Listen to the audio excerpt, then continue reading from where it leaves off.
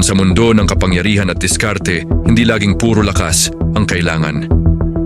Minsan, ang pinaka-epektibong paraan ay pagsamahin ng kabaitan at agresyon. The 33 Strategies of War, Part 28, Blend Kindness with Aggression.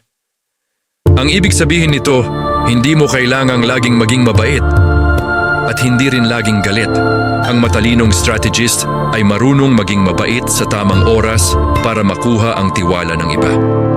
Pero kapag dumating ang tamang pagkakataon, nagiging matapang at agresibo siya para makamit ang layunin. Halimbawa sa trabaho, may leader na mabait at marunong makinig sa kanyang team.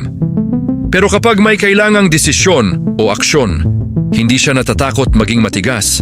Kapag puro kabaitan lang, maaaring abusuhin ka ng iba. Pero kapag puro agresyon naman, lalayo ang mga tao sa iyo. Ang tunay na lakas ay nasa balanse, kabaitan para makuha ang loob ng tao at agresyon para makuha ang tagumpay. Tandaan, ang pinakamagaling na strategist ay hindi lang malakas. Marunong din siyang kumilos ng may timing at control.